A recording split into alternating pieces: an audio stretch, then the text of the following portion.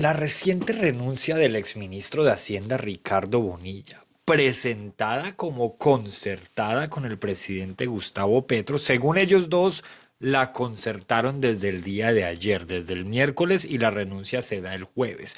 Esto es muy importante y ya les voy a decir por qué. Todo esto ha desatado un torbellino de dudas y tensiones.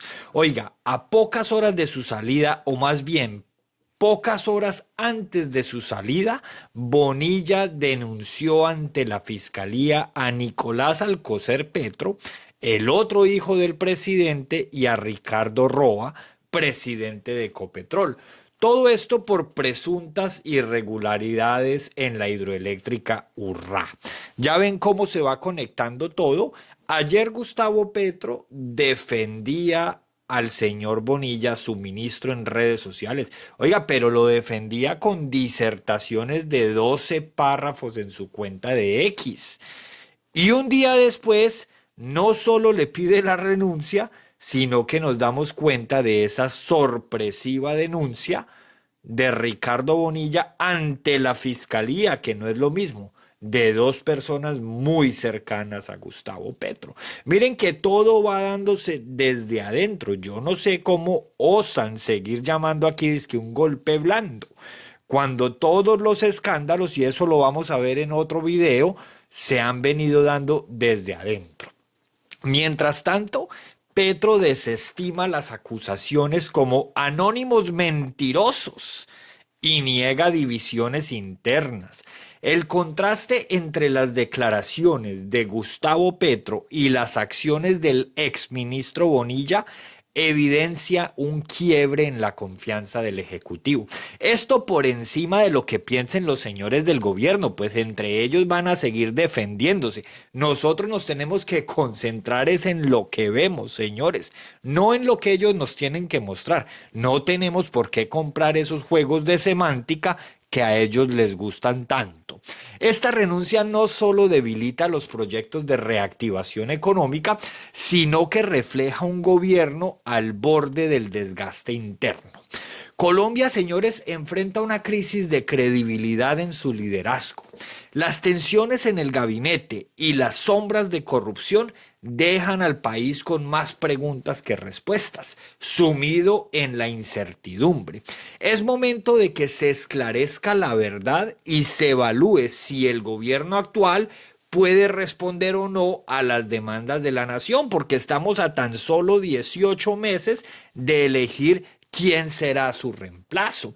Inclusive el señor Roy Barreras, hoy disfrutando de una oficina con todos los lujos en el Reino Unido, luego de que lo sacaran del Congreso por haber actuado en contra de la ley, por no utilizar otro adjetivo, lo premiaron con una embajada por acá muy cerca donde yo estoy, y él habla de unas reflexiones y utilizó un símil con la fiebre y lo que está pasando dentro del gobierno.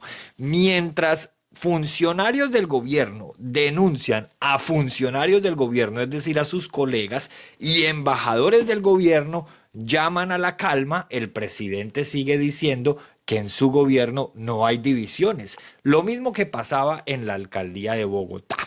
Petro solamente ayer defendía al ministro, y esto es muy importante porque él decía, o él dijo en San Andrés, que cuando él era congresista, él denunciaba lo que su ministro está haciendo hoy. No sabemos si lo quería defender o lo quería inculpar. Pero aquí saquemos al ministro de la discusión y metamos a Gustavo Petro. Lo que nos está diciendo el presidente, además de que su ministro podría ser culpable, es que cuando lo hacían los otros era un delito y por eso él lo denunciaba en el Congreso, y ahora que lo hacen los suyos, entonces ya no es un delito y es el modus operandi de la política. ¿Sí ven por qué no le podemos comprar esa semántica a este gobierno mentiroso? A este gobierno que, curiosamente, con un doble rasero, critica y acusa de golpe blando a una oposición que simplemente está controlando el poder como lo controlaban ellos. Recordemos que cuando ellos eran oposición, ellos también rompían el quórum en el Congreso, también invitaban a marchas, destruían al país en esas marchas. Hay una gran diferencia entre las marchas de la oposición de antes y las marchas de la oposición de hoy, pero ese sería otro debate. Y también hacían lo que hoy tanto les molesta, que se llama la Operación Tortuga. Entonces, ¿cómo así que para entonces se medía con un rasero y hoy se mide con otro rasero? Y lo que antes ellos decían que era un delito, ya no es un delito porque lo hacen ellos, pero además, lo que ellos antes hacían legítimamente, ya es ilegítimo porque se lo hacen a ellos, y ahí es donde vienen esas falsas denuncias del golpe blando. Ojo, señores, porque ya Petro ha engañado suficiente al país durante muchos años y es hora de que no nos dejemos engañar más.